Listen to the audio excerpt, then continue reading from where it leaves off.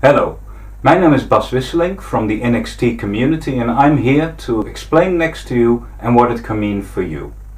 Let me first start off with explaining the differences between NXT and Bitcoin.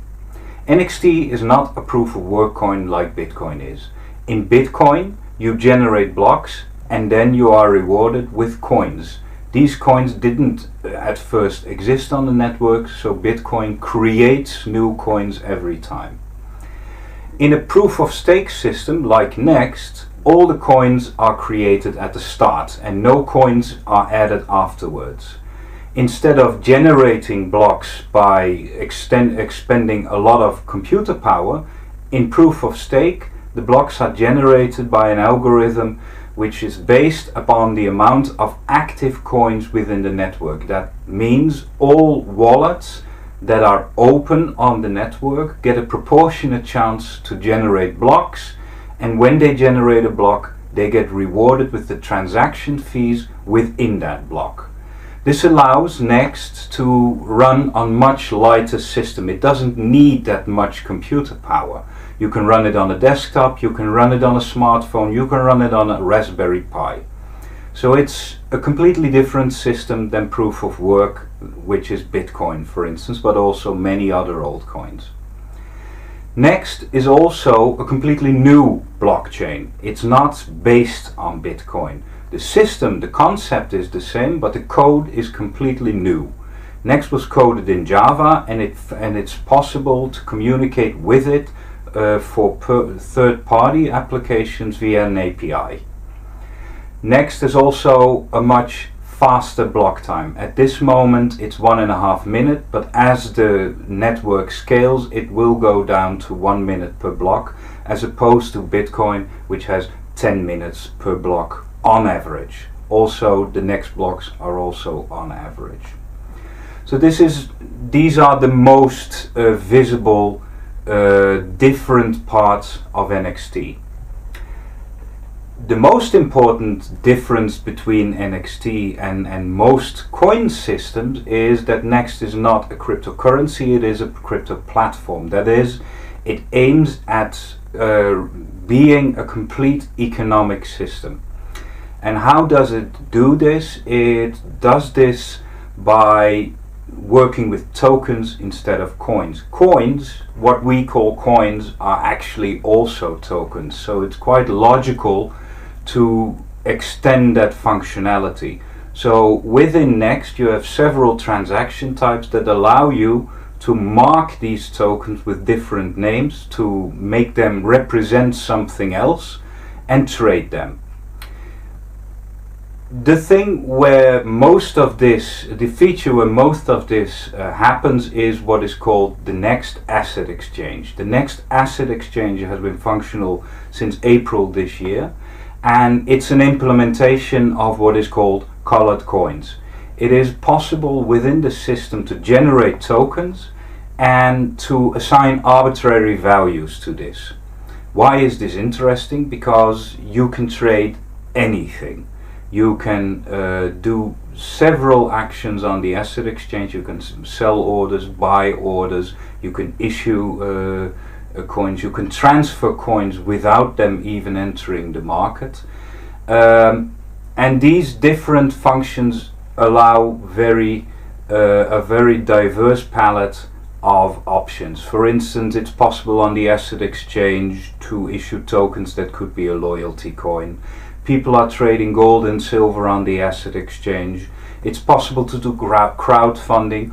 Also possible to peg these tokens, for instance, to membership cards. So for websites it could be very interesting to use it as a system to track membership in an encrypted and cryptographic way. Another thing that NXT makes possible is data transfer and data storing.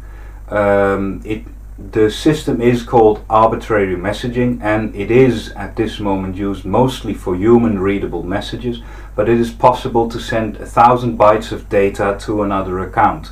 This makes it possible for software and applications on the blockchain to communicate. That's the messaging system. It's also possible with the alias system to assign a random value to another random value. So most people use this, for instance, for marking their accounts at this moment. So instead of writing down and every time having to type the difficult account number, you can just use the alias. But it's also possible to build a complete decentralized DNS system with it. The nice thing about all these transaction types is that they take place on the same blockchain, so they can work together to build different systems. So for instance, some people are building a game on the blockchain, and this game will use the messaging system for sending data. It will use the asset exchange for tracking the assets within the game world. It will also use the blockchain to store persistent data on the blockchain, so everybody has access to it everywhere. All these things can and will work together.